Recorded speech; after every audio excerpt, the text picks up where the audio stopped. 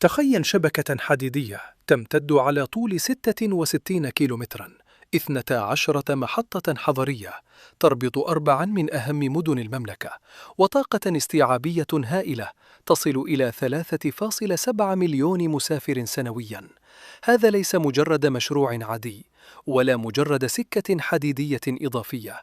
نحن نتحدث عن العمود الفقري لمستقبل النقل في عاصمة البلاد. هذا هو القطار الجهوي السريع RAR، الرباط سلا القنيطرة. أهلا بكم في حلقة جديدة من مادوكو.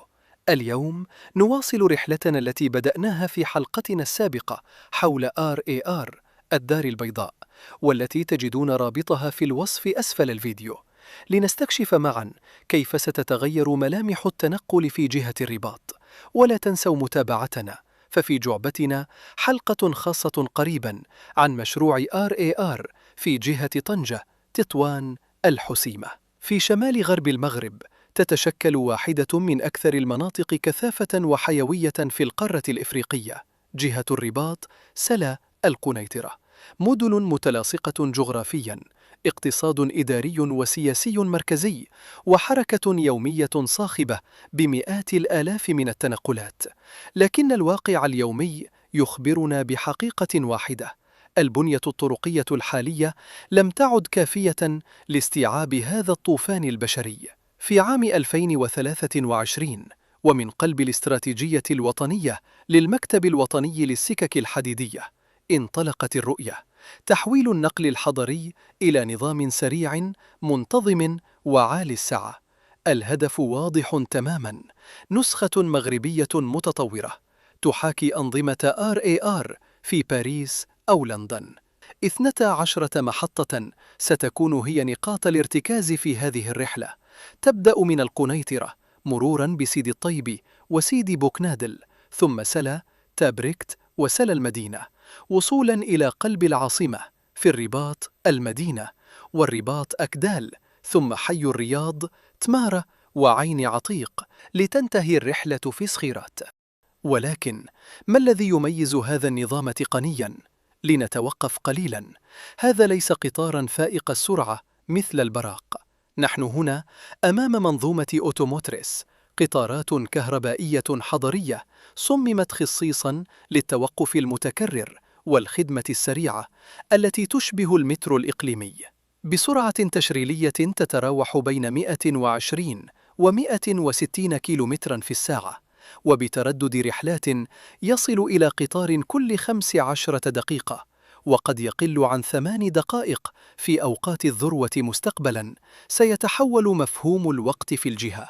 وراء هذه الأرقام هناك صفقات صناعية ضخمة، حيث أطلق المغرب برنامجاً لاقتناء 168 قطاراً جديداً، 110 منها مخصصة حصرياً للنقل الحضري والإقليمي، بشراكة مع هيونداي روتيم الكورية.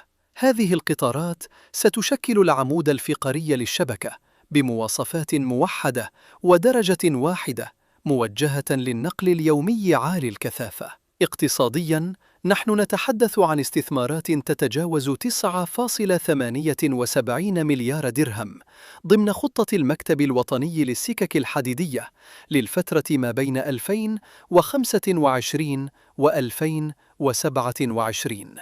لا يقتصر الأمر على شراء القطارات، بل يشمل تحديثاً كاملاً للبنية التحتية، بناء مراكز صيانة متطورة، وإنشاء محطات جديدة كلياً مثل محطة حي الرياض في الرباط، وإعادة تأهيل المحطات الرئيسية مثل الرباط المدينة والرباط أكدال لاستيعاب عشرات الملايين من المسافرين.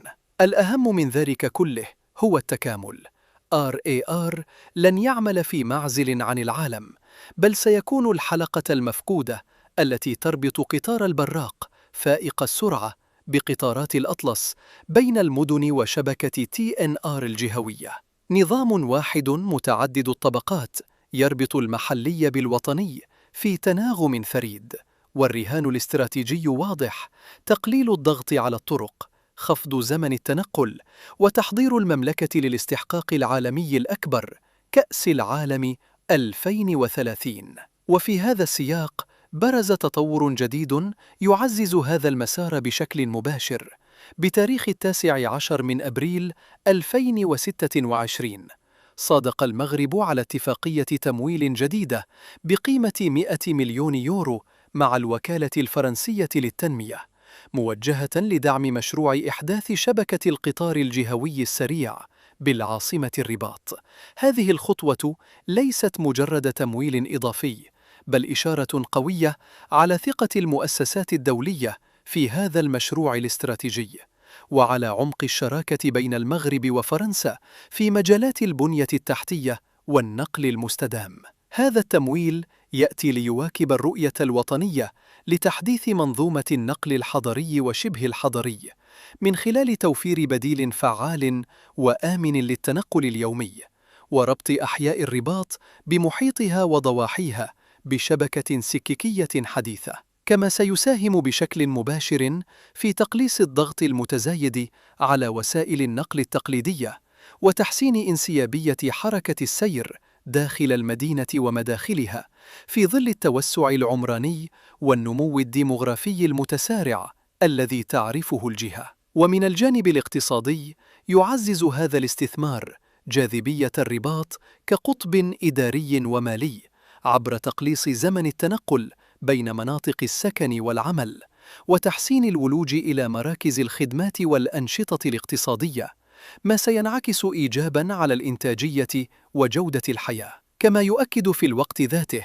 قدرة المغرب على استقطاب تمويلات خارجية لمشاريع هيكلية كبرى ذات أثر تنموي مستدام، واستمرار التعاون المثمر مع شركائه الأوروبيين في تنزيل مشاريع طويلة الأمد. خلف كل هذه الأرقام والصفقات هناك واقع إنساني بسيط، موظف يقطع المسافة بين سلا والرباط يومياً بيسر، وعائلات كانت تفصلها زحمة السير لساعات أصبحت الآن على بعد دقائق.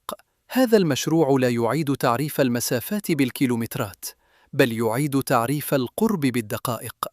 إنه الانتقال من شبكة تقليدية إلى منظومة نقل حضري متكاملة، حيث تتحرك المدن كمدينة واحدة. المغرب لا يبني مجرد سكك حديدية، بل يشيد جسوراً نحو المستقبل. مع كل رحلة ينطلق فيها هذا القطار، تقترب المملكة خطوة إضافية نحو حلمها الكبير في 2030.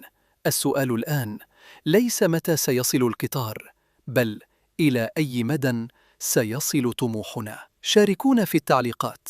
هل أنتم مستعدون لركوب قطار المستقبل؟ لا تنسوا الاشتراك في مادوكو لنكتشف معاً وجهة المغرب القادمة.